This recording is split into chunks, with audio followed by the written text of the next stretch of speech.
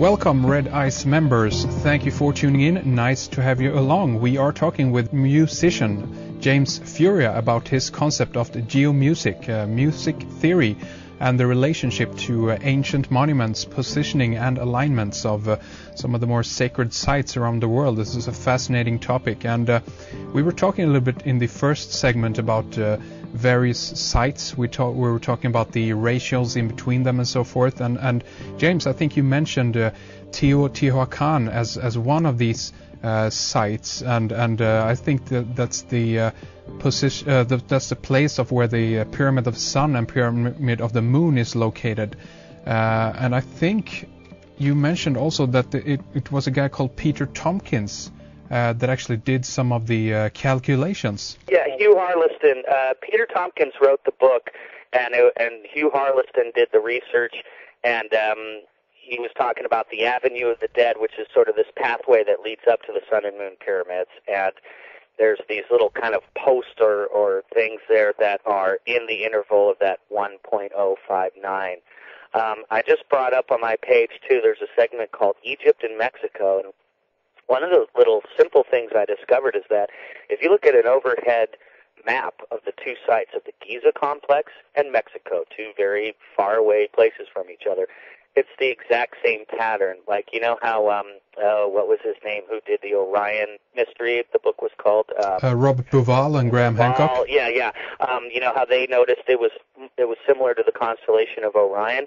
Well, so is the layout at Teotihuacan. If you look at the overhead, I'm looking at it now on my webpage, it's these two big ones with one offset a little to the left, the exact same pattern of Orion in those three pyramids right there. I can't believe no one noticed that before, but like I said, I read almost every book on these subjects and no one ever noticed that, and then I go on to link them with the center intersect, which Carl helped me with that for sure with the numbers.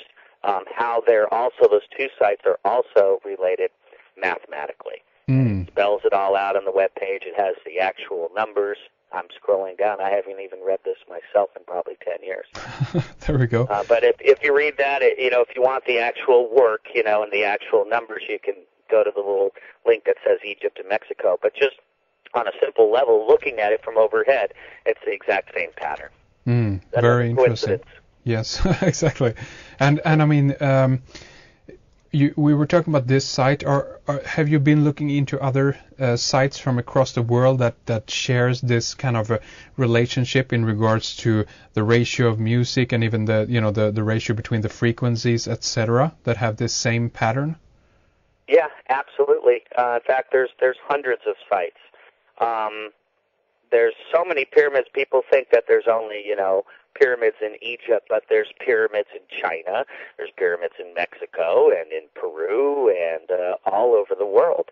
They're still discovering, every once in a while I'll see a news story and they've discovered another new pyramid. I think most recently it was in South America somewhere, which I had heard about, that there was pyramids there from someone took a satellite photo way back, I think even in the 70s, and said, hey, there's pyramids down there. But no one was able to get to them. I think the jungle or something was so dense, no one's been able to discover them or see what's in there or go there and take measurements. But they're all over the world. Yes, indeed, exactly, and I guess this isn't, as you said, only attributed to pyramids. But one of the questions that arises, of course, is why they chose this specific site, so to speak, because it feels like that this is people have been looking into the energetic nature of some of these sites. They can be, for instance, positioned where a lot of the ley lines, so to speak, come together, or there's different kind of frequency properties in relation to these sites. Isn't that correct? Yes, and what is interesting about that is, well, some believe that they're pinpointing locations where there's an upwelling of energy.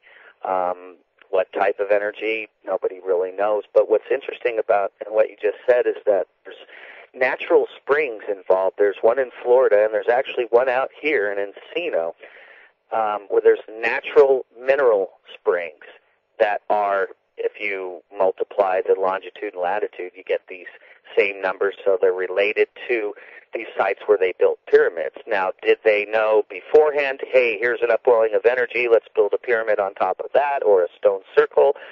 Or, did they make them energy sites? It's more likely that these energy points existed before they built the structures, because of the fact that there's natural ones included in the grid, like Yes. natural springs. Yes. Why? Why? Who knows? They were pointing them out for some reason. Were they mapping the Earth? I mean, there's so many speculations of why they did this, and maybe we can find out by studying the numbers more and trying to figure out, the relationships between all these different sacred sites. Indeed, exactly.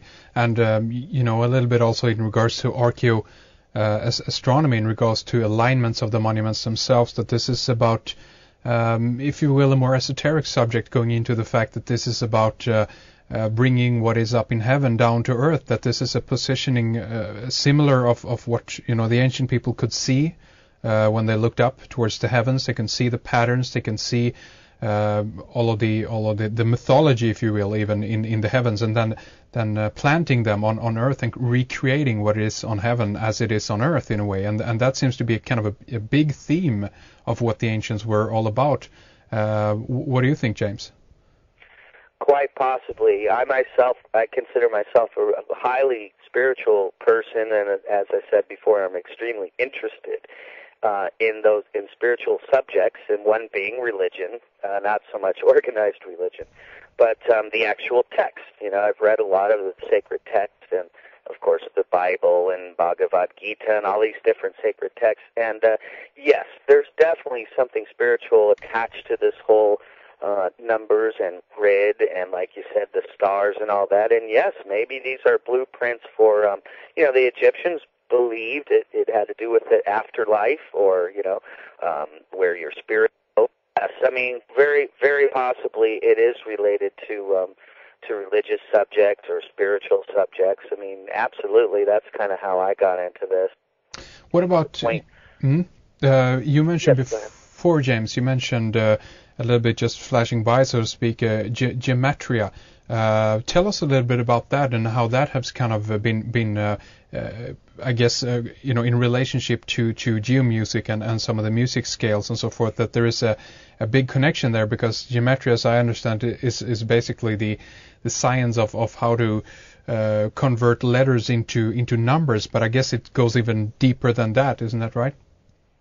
Yes, I think so. And the guy I mentioned before, Shaman Hanna, is sort of our gematrian expert, and he'd probably could tell you better the origins of it. I'm not exactly sure where it originated from. It might even be from the Bible, where they use these certain numbers like 144,000 and 12. A lot is repeated. Of course, there was that Bible code that came out. I forget the author of that, but that seemed to be so... it just didn't seem to be based on any type of reality, and it sort of took the name, the code, and maybe tarnished it a little bit. Yes. But because this is, the gematria is really more real, provable stuff, and what it is, yes, I know about the conversion to letter, but to more the relationship to the other gematrian numbers, like 144 is definitely one of them, and 432 and 216 and all that, and I don't think anyone knew before that they were related to music, but sure, if you take that 216 in relationship to 144, you get a D. It's an exact fourth interval away from each other.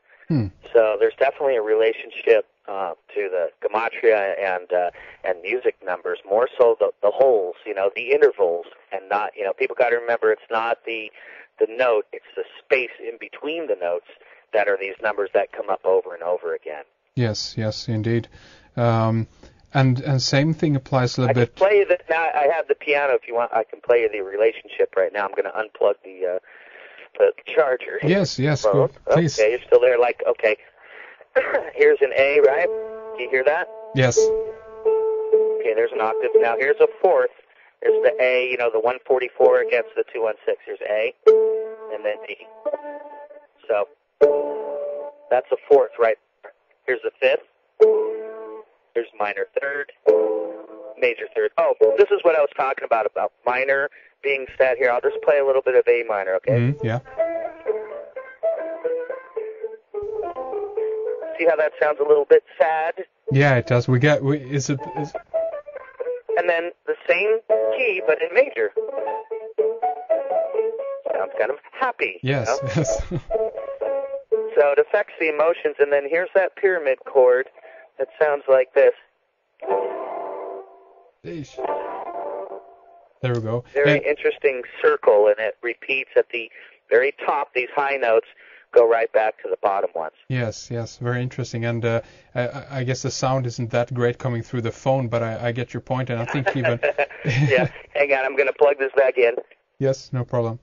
It's kind of slight. It sounds like it's an old tape recorder that is kind of a swinging back and forth in pitch a little bit, you know.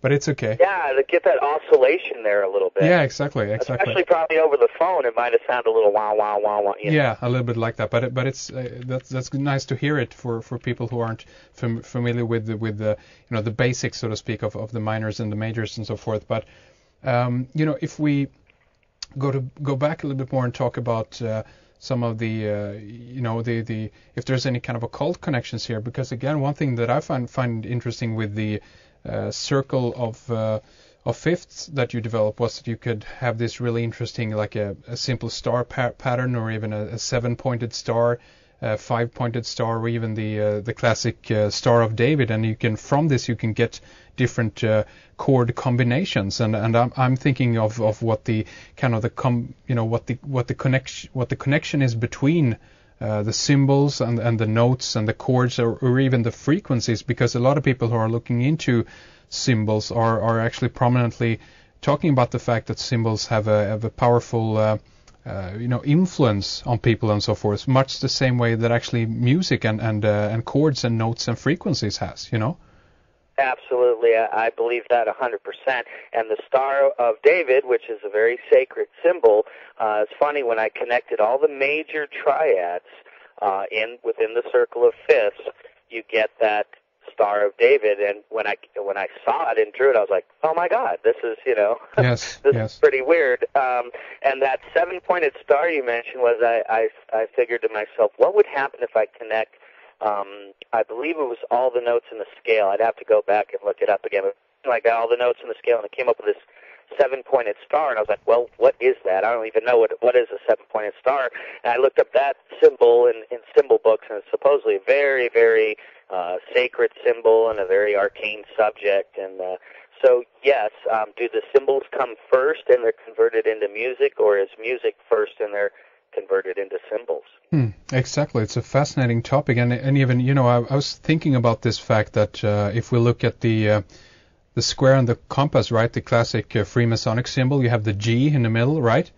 Yeah. And that's G. That's actually the fifth note if we go from C, and since much of the Freemasonic lore, so to speak, has to do with the sun worship and looking at the sun. The G itself, of course, could stand for geometry or gematria or what have you, right there.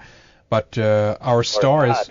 Well, yeah, exactly. There we go. Exactly. So I was looking into that briefly, just the fact that what they're portraying there might actually have something to do with the chord, with the note G. Yeah.